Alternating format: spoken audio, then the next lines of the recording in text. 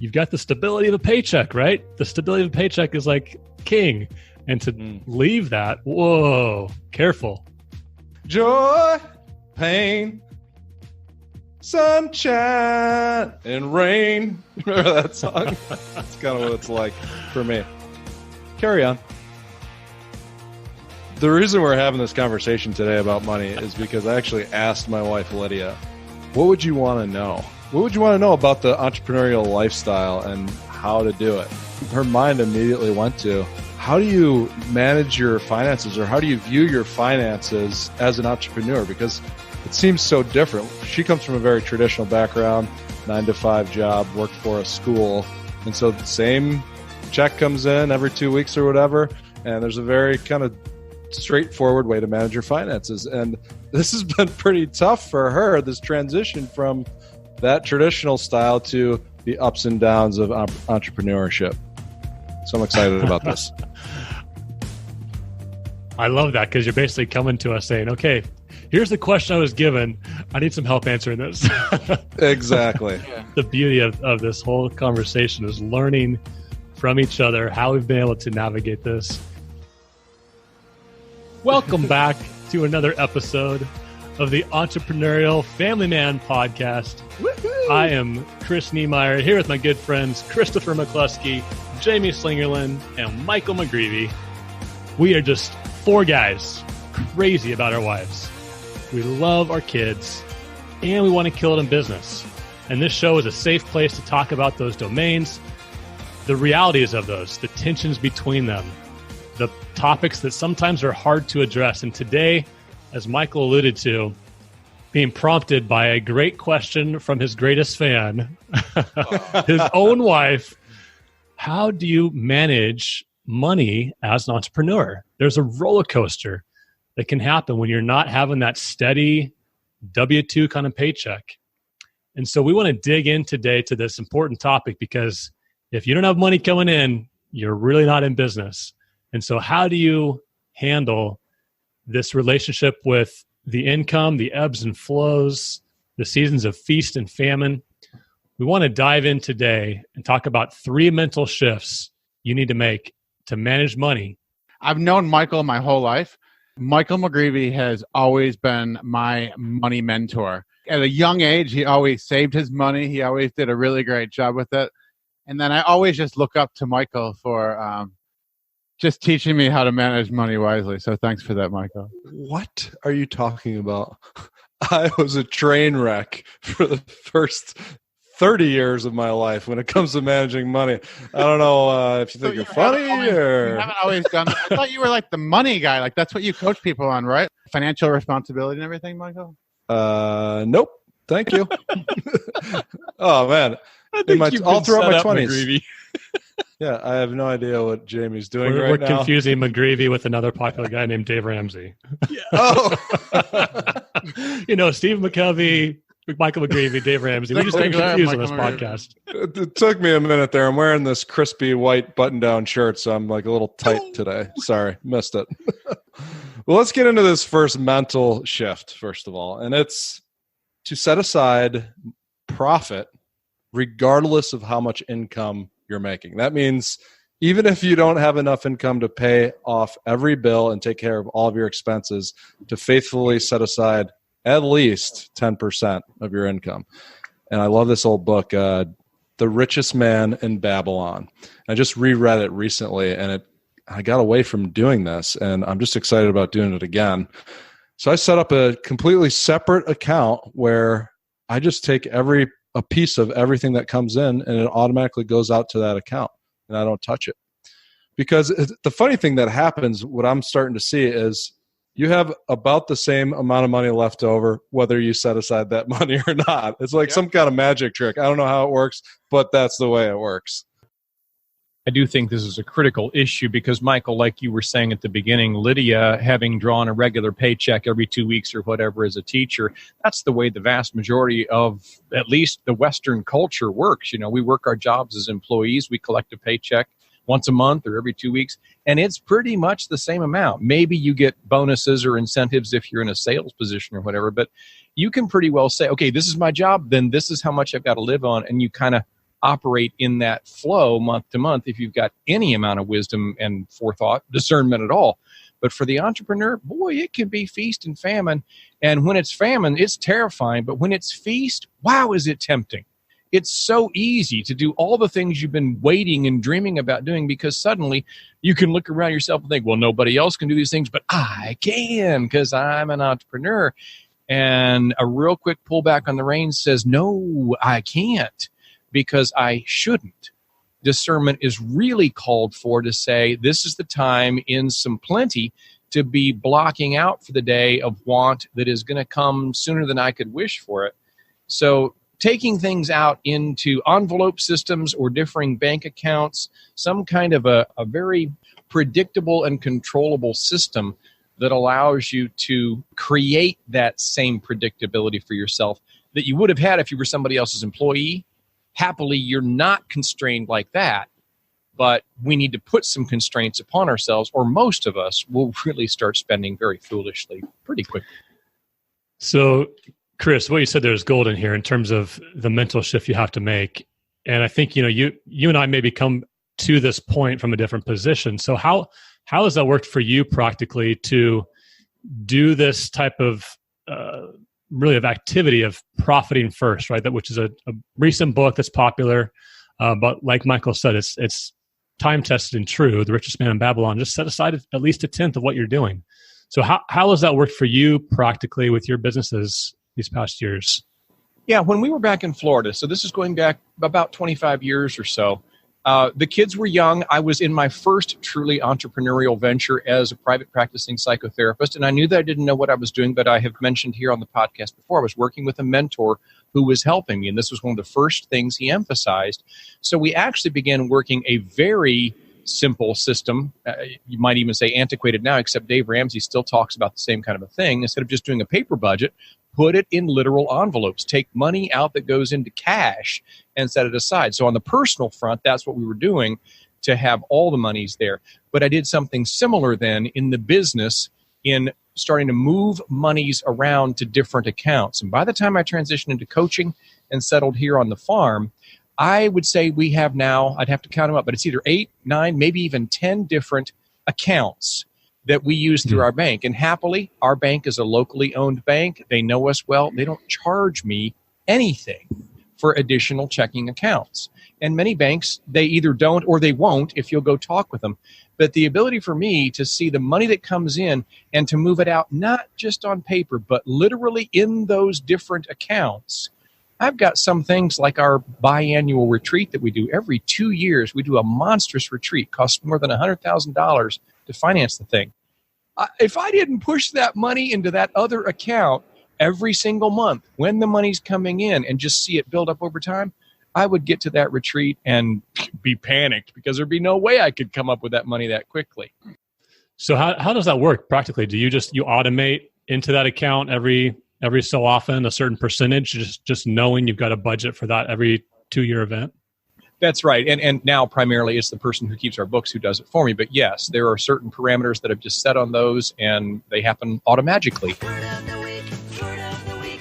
It's the word of the week. Automagically. Oh, I like that. McCluskey word of the week. Automagically. Yes. I love it. Well, and that's how I've come to this point as well is, I don't know who it was that taught that to me, but several years ago, just realized here's our family's monthly nut. I'm going to pay myself a salary anyway from one of our companies. And I want to make up that difference with the profit. So I know that my monthly nut is X. Automatically in the first of that month, it goes into as a transferred automated deposit to another account. I don't touch it. And it's just a way where I think if you know the clarity, you know the numbers, and that's kind of my deal is I want to know the numbers of what does it cost to run our household? What does it cost to run this business? What are the bottom line numbers, right?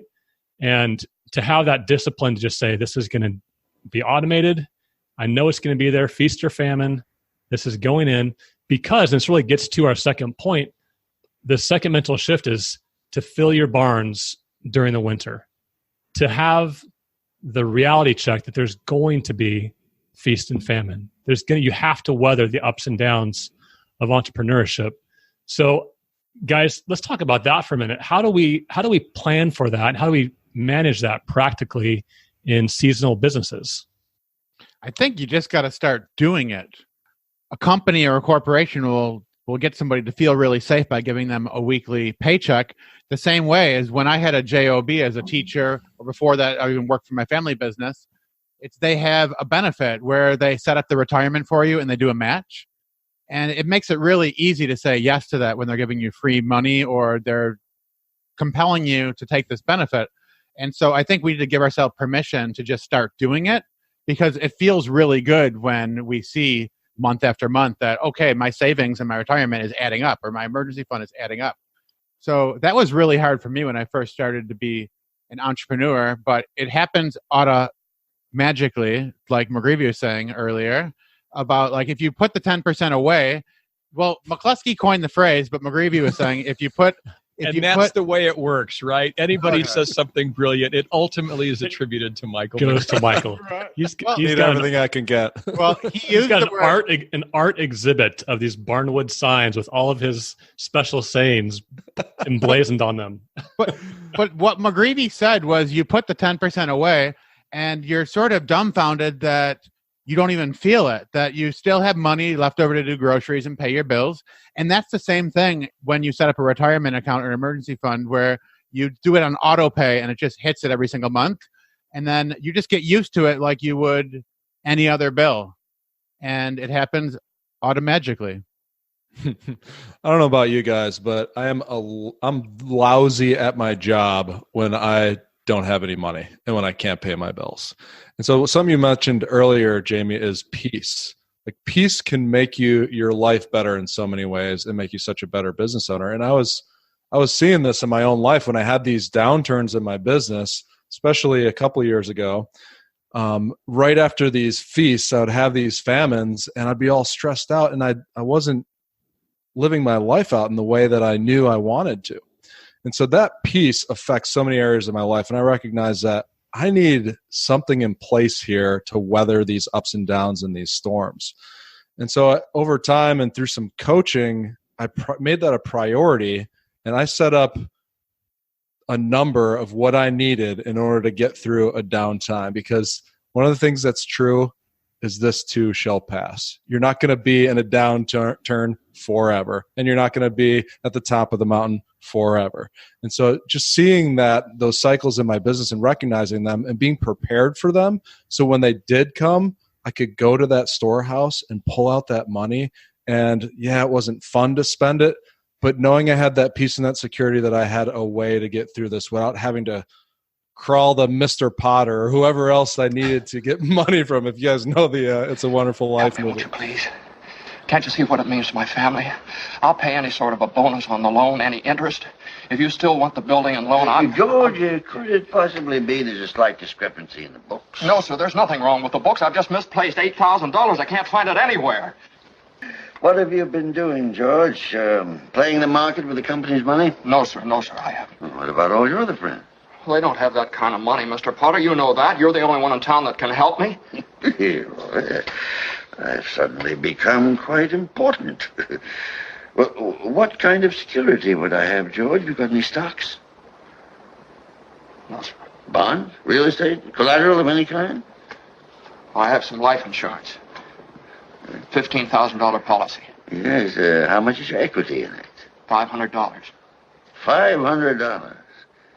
And you asked me to lend you $8,000. Look at you. You used to be so cocky. You were going to go out and conquer the world. You once called me a warped, frustrated old man. What are you but a warped, frustrated young man? Miserable little clerk crawling in here on your hands and knees and begging for help. No securities, no stocks, no bonds, nothing but a miserable little $500 equity and a life insurance policy. You're worth more dead than alive. Yeah, exactly. I love that, Sam. Yeah. So that's brought a lot of peace to my life, just having that money set aside. Well, and that's key, Michael, in terms of this whole idea of why we set aside an emergency fund is for emergencies, for those downturns. And so if you know going into it that that's the mental capability to say, when it dips below here, I'm going to pull this out because months and years prior, I was disciplined enough to do that. And so it doesn't hurt. It doesn't sting. It shouldn't, at least, right? To have to shore up that account or that monthly nut by pulling a couple thousand here because you had the discipline earlier to do that. Yeah, that's what it's for. It's not for investing. It's not for a car that you should have had because you're not spending this money. It's specifically for that. And when you use it for that, it feels good. Jamie, you were talking earlier too about various retirement accounts even. And yes, we've got emergency funds. We also have strategic ways that we want to invest, for the future, for retirement, let's say. So how have you approached that when you've got these seasons and your business is seasonal like mine? What does that look like in terms of socking money away and maybe having to pause at some points? We have a bottom line number that we put in automatically. That's the low end of it. Just if we're living on a beans and rice kind of budget and we're just getting by, we put money every single month in there. But then when things are better, we just raise the amount that we're putting into retirement. The piece that we're talking about, just knowing your numbers and feeling good. It feels good when you know that you can find money in your budget. You say, well, we've been saving this much more. And so I have an extra $1,000 a month that we can use only for a season. And then the thing that I have to do, because I don't want to do that, is to tell myself it's only for a season. Like I'm going to lower the amount that I'm saving in my retirement just to get by for a little bit and tighten it up because, kids are more expensive during the season or whatever. See, I like that, Jamie. And you and Michael both talked about this. There's a season to it. Michael, you mentioned this too shall pass. So you know that there's going to be some finality again because you've planned. But Michael, you had something else to say. Yeah, we're programmed by these regular employee cycles of getting paid to think through the lens of a month often. And all the bill collectors and the utilities all collect monthly too. So there's this kind of training that's happened in our minds to look through our own finances within a month. And oftentimes the projects we're working on as entrepreneurs are stretched out over 3 months or sometimes even a year. And those payouts have totally different rhythms than these monthly rhythms. And I've had to adjust my perspective of if I have $0 this month and then 3 times that 2 months from now, that's a win. I'm not riding the same rhythm of that monthly perspective. So look through the lens of a year or 3 years instead of that monthly lens. That's helped me a lot. That's huge, Michael. I think that's something that happens in the entrepreneurial journey when true maturity comes, where you get used to those cycles and then you can actually have peace in a month that you're not making a bunch of money because I've been down this road before. This happens and it's going to happen again, and I got money in the emergency fund. I'm just going to take it, and I love the idea, and I've seen each of you guys do it, where there's actually almost like mini sabbaticals built into our schedule, where we just know, like, oh, we have a big launch, and then it's kind of slow. This is the time when we kind of chill out and take some time off, and there's a little bit more time with family, and that time of peace earlier on in my entrepreneurial journey did not feel so peaceful. I was just more of like, what the heck is going on? Like something's got to be solved. And I think we lose out on a gift when we don't know that. Well, these are great mental shifts that we need to understand when managing money as an entrepreneur. Take the big picture, long-term, annual looking approach instead of those months. Because boy, I remember too, when starting Mission Travel, one of my first businesses, we were very seasonal. In fact, the first 5 months of the year would be almost 70% of our income for the year, just because of the vast seasonality. So I remember looking at that first couple of years going, wow, we're making a ton of money, this season. And then Q3 comes around and it's like crickets in the bank account. I'm going, is there something wrong here in the synchronization of these accounts? But again, taking that long-term approach, and what I'm hearing from all of you is that you have to know your numbers because numbers don't lie. And so as entrepreneurs, we have to do that hard work. It's not really that hard. It just takes some focus to sit down and go, what is the seasonality? What is the rhythm of my business income and clients? And when do they come? And how much time frame do I need? I remember, and this is kind of a tough story for me, but I remember years ago when I had to actually lay off a first employee. Not my first employee. It was the first time I had to lay off an employee. And again, it was because of the numbers. We had trained her. She had done well for a season. And then there were things that happened, some errors and mistakes that were made, and we gave her some warnings and all this. But I knew the numbers. I knew where that was headed because there was just consistency in what was being produced or really not being produced. And guys, I don't like confrontation necessarily. So for weeks, I remember just wrestling with this decision of I know the right thing to do is I've got to let her go. But I didn't want to have that conversation. I remember actually losing sleep for the first time as an entrepreneur. But boy, when I had the conversation, addressed it, she understood. And it was that freeing, the releasing of an employee, man, was a weight lifted off my shoulders. And I guess I share that to say there are going to be times when the numbers are going to give you the answers that you need and some of the tough decisions you've got to make.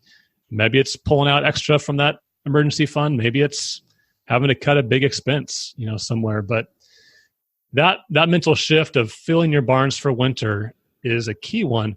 But McCluskey, I want to turn it to you here for a minute. Where or is there ever an exception to this kind of rule?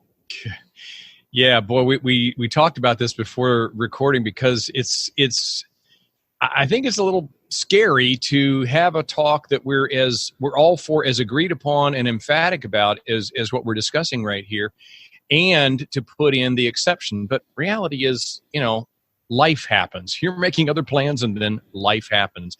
And I do believe that most rules in life need to have the ability for exceptions. And I know particularly for me as a family man, remembering we're not just entrepreneurs, we are entrepreneurial family men. The reason we generate the income that we do, or we try to generate that income, is ultimately to provide for our families. And our families need more than just the things that money will buy.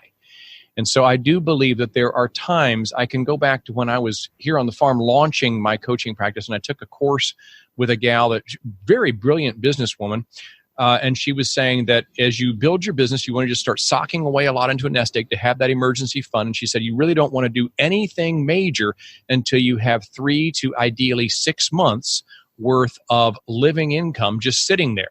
It's not going to be spent. It's just sitting there so that if you get really waylaid, you're okay. You're not going to go under in 3 to 6 months because most people just live paycheck to paycheck. And I like, okay, that makes sense. I got that.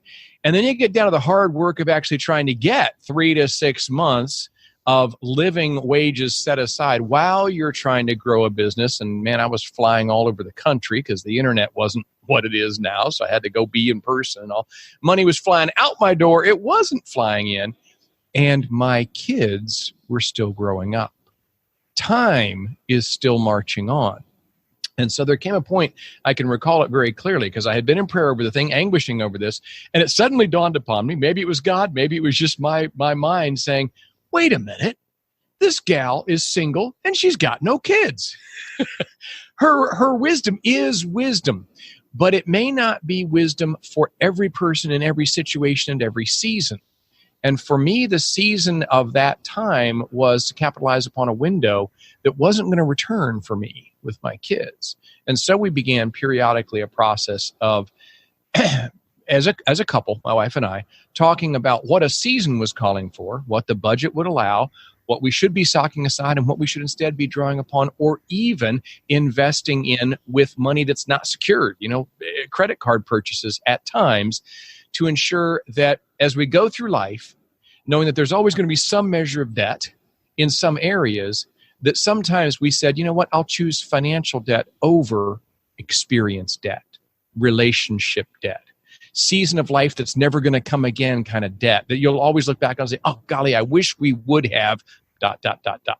If money could make it happen, and it didn't seem just outright foolish, there have definitely been times where we made the exceptions to these rules of setting money aside, and we spent money instead that we, quote, didn't have on paper, but you could see the business could throw it. And every good entrepreneur knows in the end, you always just say, hey, it's just money. We'll find another way to make it. But you're not going to find another way to get a season of life back with your family. I like that point, McCluskey, because there are going to be caveats, right? In terms of how and the different types of debt we go into. Maybe there are going to be situations or seasons in life, maybe it's your health, where you've got to take on some of that financial debt. But hopefully you've been following those first 2 points of profiting first, putting away money for the future, and then stocking your barns in the wintertime. I'm quickly realizing we have so much to cover on this kind of a topic, and there's so much to say that let's wrap up here. And we've really covered these 2 important points that are prudent, defensive in nature. And let's have another episode just about a more offensive, strategic approach to building income and managing money as an entrepreneur. So what about you? So what about you? So remember, we have talked about point number 1, this mental shift of managing money as an entrepreneur, profiting first, setting aside a portion of your income, regardless of what you make, all the time. And then number 2, filling your barns for the winter, really weathering those ups and downs.